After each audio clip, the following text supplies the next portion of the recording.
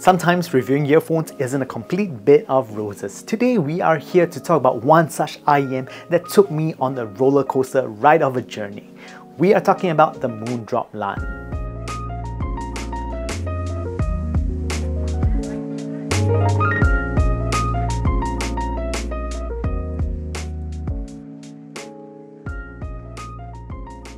Let's first start off with an unboxing. Because this is Moondrop we are talking about, there is always a need to have a waifu on the box. There is no reason for this, but you know, it just has to happen. We need a waifu, we all need waifus. Flipping to the back of the box, we see an exploded view of the Lan, and for some strange reason, this is displayed upside down. Also, Moondrop has very kindly left its FR on the box. I must commend Moondrop on this, as the FR provided on the box corresponds to what I have graphed as well, also pretty accurately. Following that, you have boring literature. Tossing aside the covers reveals a pearlescent box with the traditional character of Lan embossed on it. At this point, I'm probably fiddling about removing the box. Inside it are the Lan in all its glory. The chassis of the Lans are made of stainless steel that is done through metal injection molding. This isn't a cheap process, and I must say that I'm quite impressed by their approach towards such a cheapy product. The chassis is of a two-piece construction. The chassis feels premium, especially in this price bracket. It is weighty but not to the extent of it compromising comfort. The Lan also features a 2-pin connection. Below that is just a simple monk stud pouch that houses the ear tip. Very fortunately, Moondrop has provided some generic ear tips this time round rather than their terrible spring tips that will kinda be brightness overkill on the Lan if you use the spring tips on them. Below this layer houses the 2-pin cable that has a nice 3.5mm jack. I'm quite happy to say that the design of the jack is well thought out and can suit most recessed sockets. Cable-wise, it is black and silver, which matches quite well with the silver chassis that the Moondrop Lan comes in. Also on it are the 4mm guides so that you can wrap your ears around them quite nicely. Overall, the build of the cable is quite well built. But I prefer if they added a chain lock thingy. When I'm moving around with them, the cables don't go all over the place. Inside, the chassis houses a 10mm dynamic driver. And of course, following that is some boring literature that no one reads. So in terms of fit, this sits very well in my ears, that it is basically very nicely cradled by my ears. Size-wise, these aren't too big, which makes them fit in my ears rather easily. When I first put on the Lans, I was greeted by a very neutral sounding IEM with rough tonality, especially in the upper mid-range and treble portions of the music. After which, I plugged them into my burn-in rig and left them there for about 2 days before attempting to listen to them again. I found them to be quite a bit smoother after 2 days of white noise, and for those of you who don't believe in this, I suggest just giving burn-in a shot. There isn't really any real cost in doing this other than 2 days of time, right?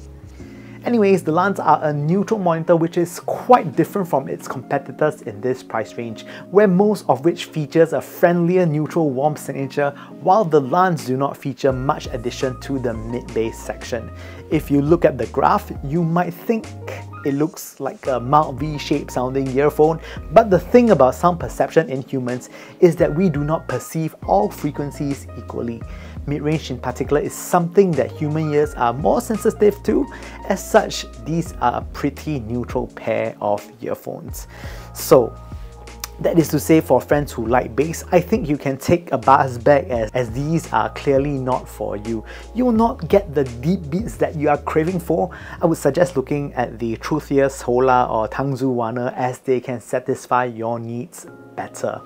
Bass on the Lan isn't plentiful, but it falls in line with neutral earphones. You get a small kick when the beat drops or when the bass drum comes in, but not earth-shattering levels. You get a bit more sub-bass impact on the Lans as compared to mid-bass. Bass speed is average. I do feel that they can do with a bit more in texture. Also, they are a bit low on dynamics. Now, mid-range is where the Lan's focus is on.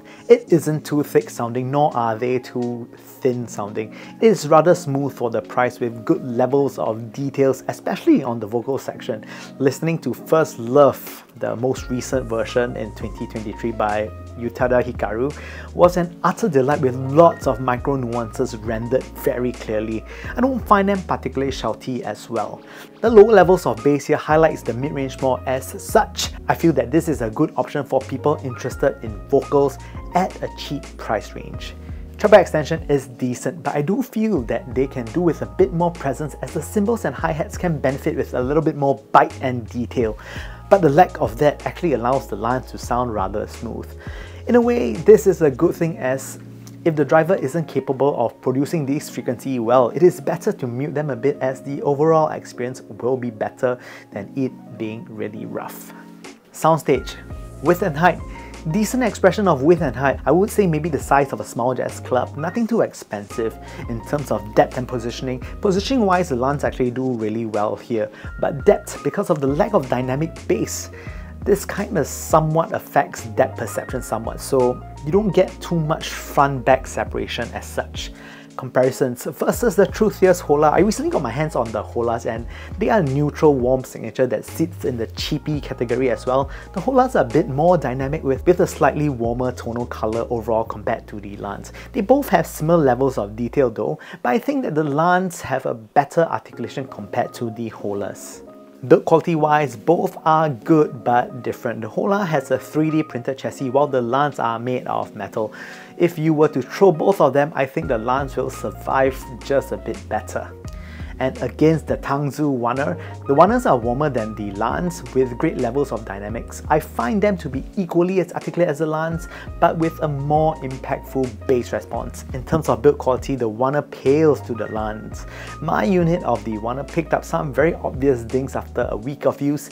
I think this is really because of the plastic that they use. It's just a bit soft. And finally, in conclusion, the Lans are a solidly built neutral monitor that is perfect for folks who are not in the market for an IEM with too much bass. Midrange is taking center stage with good levels of detail, while treble is rendered smoothly, personally not getting too much sibilance. The biggest takeaway is that the build quality is quite exemplary. The thing that I find that is kind of mid is the imaging and staging, with that being particularly poor. Bass speed can also be a little bit faster, as the DNA of this type would suggest it to be so, but in reality it isn't crisp enough. Personally, would like bass to be a bit tighter and a little bit punchier, albeit it's kind of okay for them to be not so great in quantities, because this is part of the signature. All in all, I enjoy these. I would recommend these if you are in the market for something that is neutral and do not want too much bass. With that said, thank you so much for watching the Supercharged Super Audio Show this week. If you like the content so far, please press the like and subscribe button somewhere down below. It will really help me out quite a bunch. If you have any IEMs that you'd like me to talk about, please kindly leave them in the comments below. I'll try to find them if I can, and I'll do a review on them. With that said, thank you once again for watching, and I hope to see you guys really soon. Bye now!